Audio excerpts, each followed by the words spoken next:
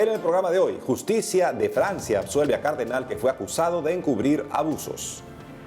Papa Francisco recibe a la Congregación para la Doctrina de la Fe. Comisión organizadora afirma que JMJ Lisboa 2022 será la mejor de todas. Bienvenidos aquí, terminando la semana, a su programa EWTN Noticias. Soy Eddie Rodríguez Morel. Soy Silvia Ordóñez, gracias por acompañarnos. Empezamos la jornada informativa con noticias desde Francia, donde la Corte de Apelaciones del país absolvió al cardenal Philippe Barbarin de un supuesto encubrimiento de abusos. La Corte de Apelaciones de Lyon, en Francia, absolvió al cardenal Philippe Barbarin de la acusación de encubrimiento de abusos sexuales del sacerdote Bernard Preinat y por la cual había sido condenado en marzo de 2019 a 6 meses de prisión suspendida. Esta reciente decisión se da luego que los fiscales del caso solicitaron la reivindicación del cardenal. Por su parte, Jean-Félix Luciani, abogado del purpurado francés, calificó este resultado como lógico y señaló que el aún arzobispo de Lyon fue objeto de calumnia durante el juicio. Lo que se dijo hoy es que el cardenal Barbarin es inocente. La absolución del cardenal Barbarin era ampliamente esperada en la apelación, después que el fiscal del caso argumentó que no había pruebas de irregularidad legal del purpurado y por lo tanto no había motivos para la condena. Como se recuerda, el cardenal Philippe Barbarin fue acusado de no denunciar ante las autoridades judiciales entre julio de 2014 y junio de 2015 los abusos que el padre Bernard Preinat cometió contra docenas de menores en las décadas de 1980 y 1990.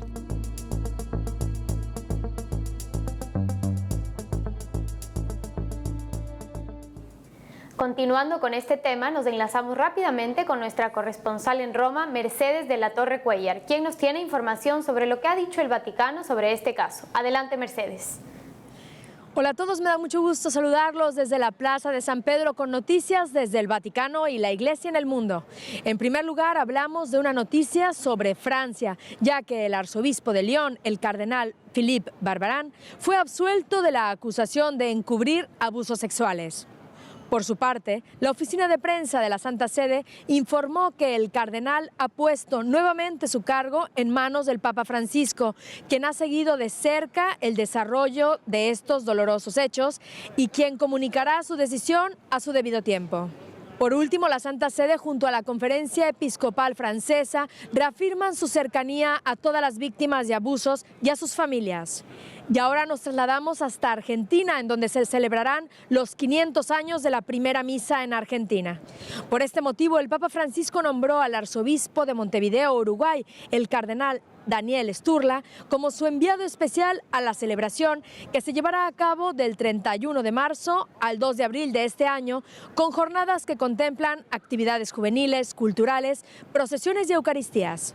Así que les mantendremos más informados sobre este acontecimiento en la diócesis argentina de Río Gallegos, localizada en la municipalidad de Puerto San Julián. Pasando a otra información, les comentamos que esta semana la Iglesia de Irlanda ha estado de fiesta en el Vaticano. En primer lugar, una delegación del Santuario de la Virgen de Knock participó en la misa en la Basílica de San Pedro del Vaticano junto al Papa Francisco en ocasión del Domingo de la Palabra de Dios, quienes trajeron una imagen de esta advocación mariana. Al día siguiente, EWTN Irlanda proyectó en la Filmoteca Vaticana el documental Hope, Esperanza, que recrea y describe la aparición de la Virgen María junto a San José, San Juan Evangelista y el Cordero de Dios, ocurrido el 21 de agosto de 1879 a un grupo de ciudadanos en Knock, lugar en donde hoy está el Santuario Nacional de Nuestra Señora de Knock en Irlanda. Además, el director del documental, Campbell Miller, junto a la dirección de EWTN Irlanda, saludó esta semana al Papa Francisco y le regalaron una copia del documental. Recordemos que el Santo Padre visitó este santuario mariano en agosto de 2018 durante su visita apostólica a este país. Y con todas estas noticias sobre la Iglesia del mundo me despido por hoy. Informó para ustedes en EWTN Noticias desde el Vaticano, Mercedes de la Torre Cuellar. Hasta la próxima. Gracias, Mercedes, por la información. Por otro lado, el Papa Francisco recibió hoy en el Vaticano al presidente de Argentina. Conozcamos los detalles. El Papa Francisco recibió esta mañana en audiencia privada al presidente Alberto Fernández de Argentina. Al respecto, la oficina de prensa de la Santa Sede informó que todo se desarrolló en un clima cordial y que durante el diálogo entre el pontífice y el mandatario se expresó satisfacción por las buenas relaciones existentes entre el Vaticano y el país sudamericano. Además, se analizó la situación de Argentina, con especial referencia a algunos problemas como la crisis económico-financiera, la lucha contra la pobreza, la corrupción y el narcotráfico, la promoción social y la protección de la vida desde la concepción. En este contexto, se enfatizó la importante contribución de la Iglesia Católica al servicio del pueblo argentino, especialmente en los sectores más vulnerables. Asimismo, se abordaron temas de interés común en la región.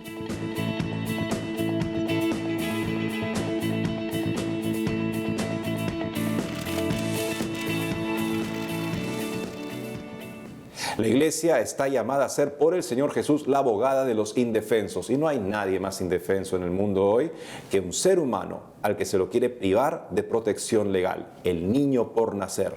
La mayor cantidad de muertes en el mundo hoy en día son niños por nacer. Y Argentina, bajo la presidencia del actual presidente, quiere pasar a esa lista negra de la historia.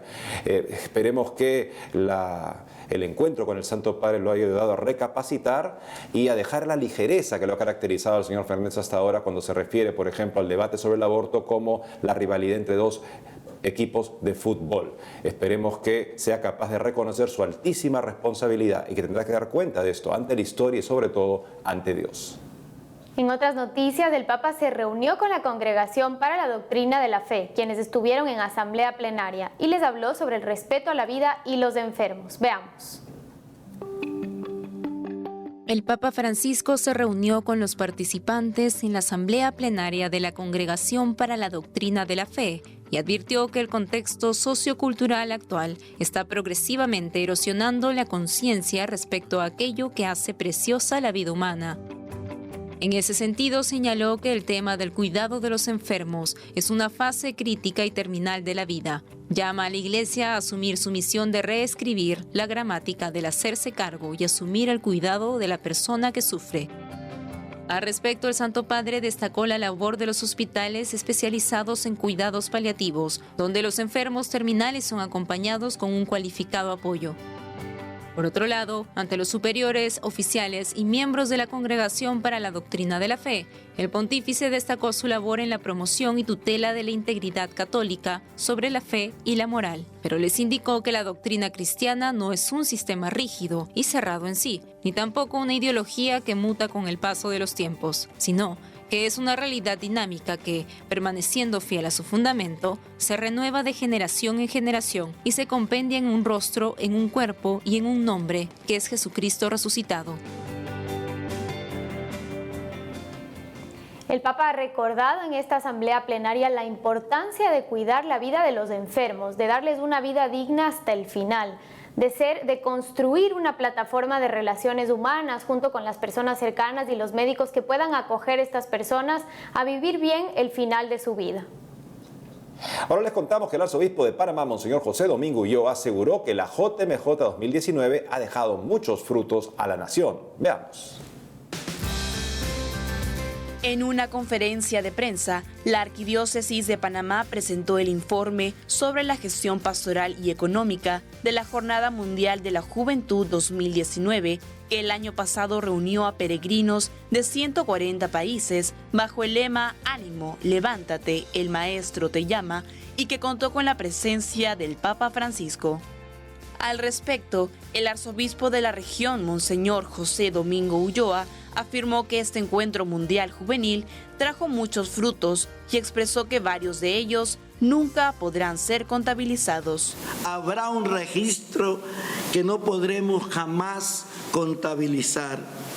Ha sido la entrega de los voluntarios, de las familias que abrieron sus hogares de acogida, de tantos profesionales que donaron su tiempo, sus recursos, sus talentos, pero sobre todo su corazón.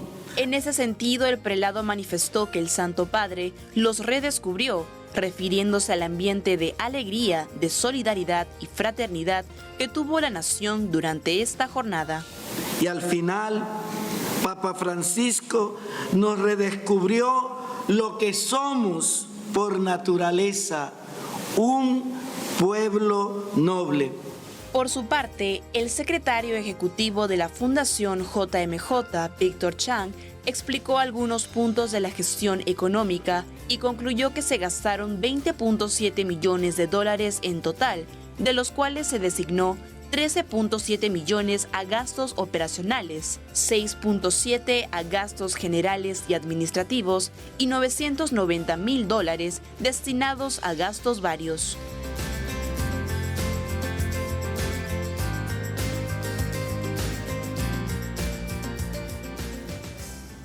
Pasando a otras informaciones, el Comité Organizador Local de la próxima Jornada Mundial de la Juventud Lisboa 2022 en Portugal indicó que se preparan para que este encuentro sea el mejor de todos los tiempos. El Comité Organizador Local de la próxima Jornada Mundial de la Juventud, que se realizará el 2022 en Lisboa, Portugal, indicó que se preparan para que este encuentro sea el mejor de todos los tiempos. En declaraciones a la agencia Eclesia, el coordinador general del sector logístico operativo de la JMJ 2022 y obispo auxiliar de Lisboa, Monseñor Américo Aguiar, dijo que la expectativa es recibir a millones de jóvenes de todo el mundo y que, como siempre, Portugal será el ganador en dar la bienvenida a los participantes. Estoy convencido de que Portugal, como siempre, será el ganador en dar la bienvenida a estos jóvenes de todo el mundo, siendo el país que inauguró la globalización. En ese sentido, Monseñor Aguiar explicó que ya se han establecido equipos de trabajo para las áreas de logística, recepción, financiera y pastoral. Además, ya se ha desarrollado un diálogo con las autoridades. Por otro lado, el obispo auxiliar reveló que la inscripción para voluntarios a nivel mundial se podrá realizar por el sitio web oficial y las aplicaciones móviles de la jornada que se revelarán pronto. Cabe indicar que otro punto de preparación de este evento es el concurso para el logo e himno de la JMJ Lisboa 2022. Al respecto, Monseñor Aguiar comentó que recibieron cientos de solicitudes que serán evaluadas por profesionales y en febrero de este año se conocerán los ganadores. Amigos, tenemos que hacer una pausa, pero al volver, diversos fieles del mundo promueven cadenas de oración por 4 cristianos desaparecidos en Irak. Además, designan 3 nuevos obispos auxiliares para la Arquidiócesis de México. Ya regresamos con más información en EWTN Noticias.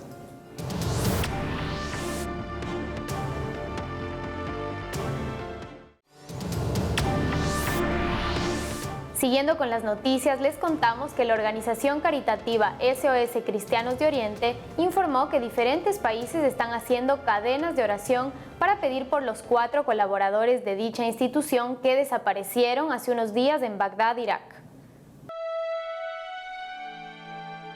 Desde hace unos días, diversos fieles en diferentes países están coordinando por redes sociales para hacer cadenas de oración y pedir por los 4 colaboradores de la organización caritativa SOS Cristianos de Oriente, que desaparecieron el pasado lunes 20 de enero en Bagdad, Irak. Al respecto, la organización humanitaria comentó que católicos, antiguos voluntarios y simpatizantes de varios lugares del mundo se están movilizando y se espera que más personas se sumen. Entre las iniciativas que se vienen realizando están el compartir grupos de oración en Facebook para coordinar e informar sobre misas, rosarios, letanías y novenas, pidiendo por los 4 empleados que hasta el momento están como no habidos. Por su parte, los integrantes de SOS Cristianos de Oriente agradecieron todos estos rezos que se están dando y señalaron que están convencidos de que el cielo escuchará los pedidos. Asimismo, indicaron que aún no se cuenta con información adicional sobre los desaparecidos y puntualizaron que en esta etapa no pueden revelar la identidad de las víctimas por razones de seguridad y a pedido de las autoridades, pero afirmaron que los 4 colaboradores tienen experiencia, gozan de buena salud y cuentan con un conocimiento completo de las áreas de crisis.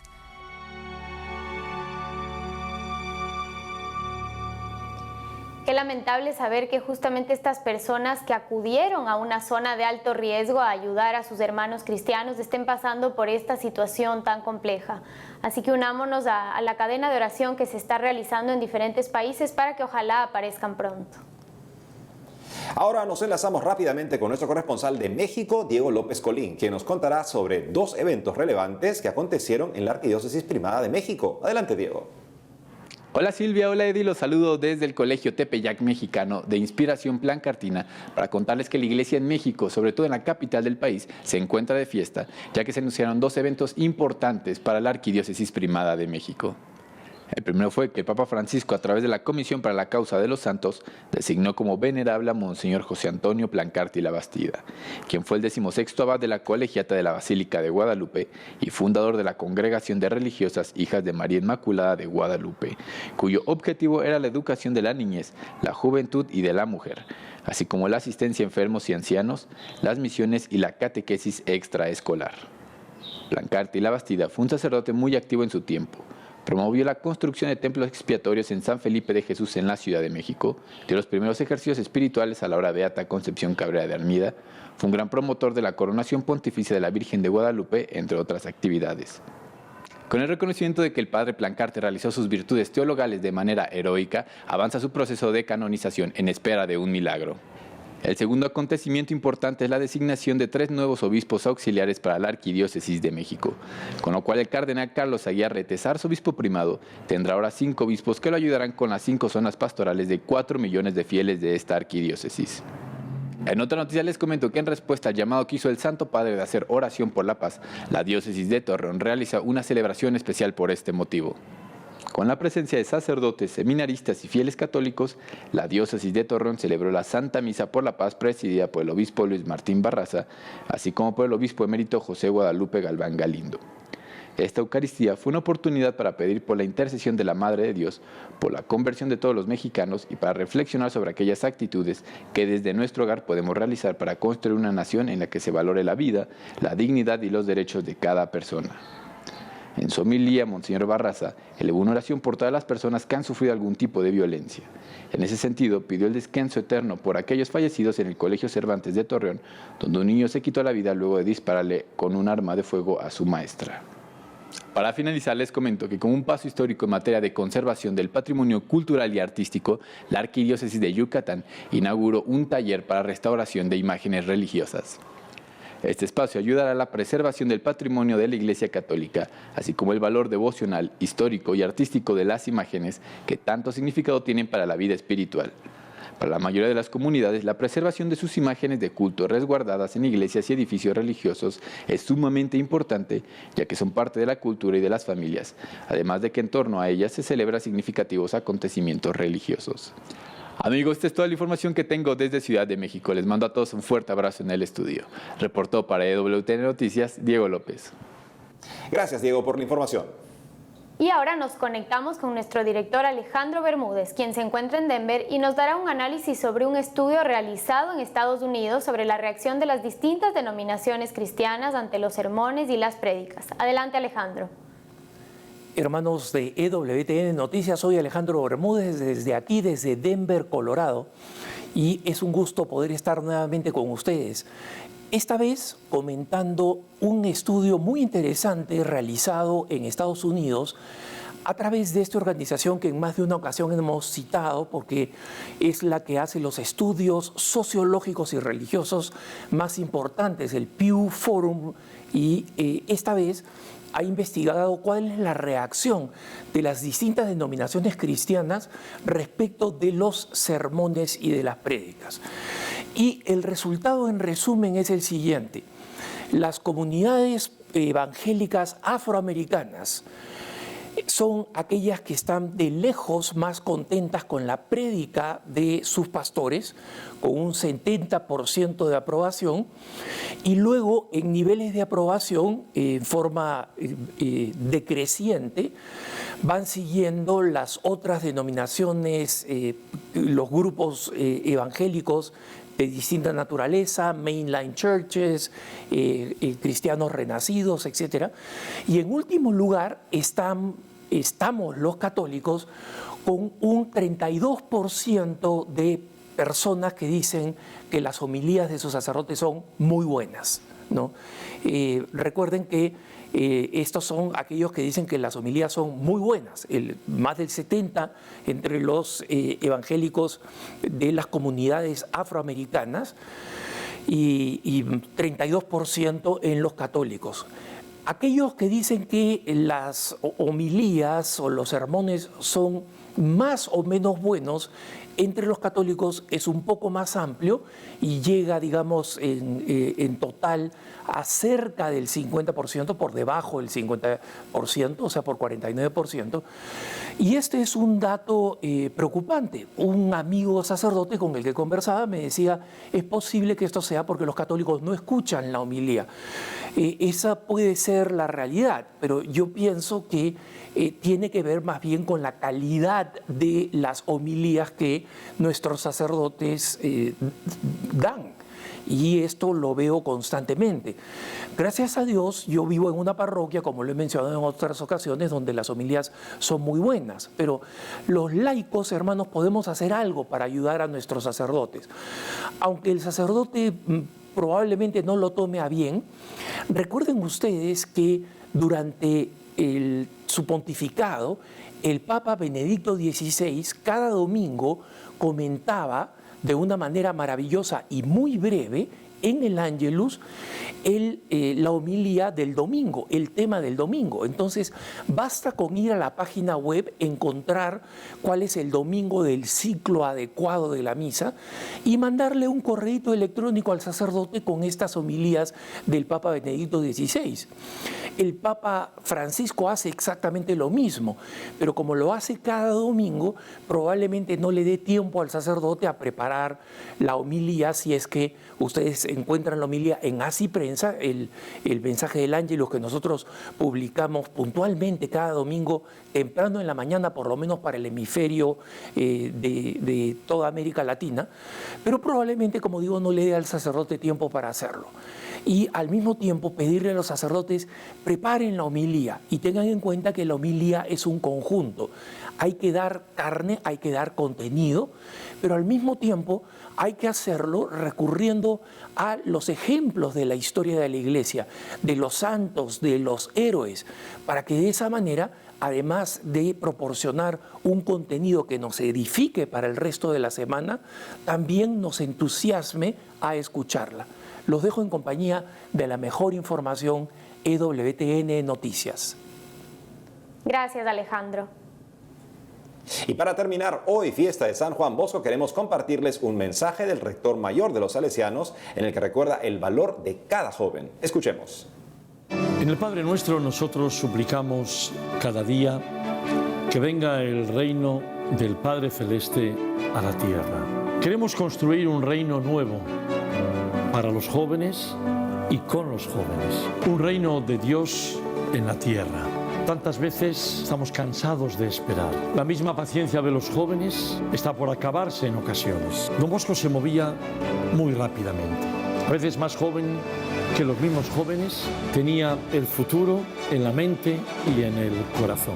Y nuestro ser educadores y evangelizadores de los jóvenes requiere, justamente por parte nuestra, que podamos decirle a los jóvenes con palabras, gestos, acciones, que Dios los ama, que para Él tú eres realmente precioso, que no eres insignificante, que eres importante, te quiere y camina contigo. Este es el motivo por el cual no podemos nunca dejar de ser evangelizadores de los jóvenes, sabiendo que la evangelización busca también el crecimiento, lo que significa tomar muy en serio a cada persona y el proyecto que el Señor tiene sobre ella. Esta es nuestra vocación, volver a dar voz a los jóvenes y formar líderes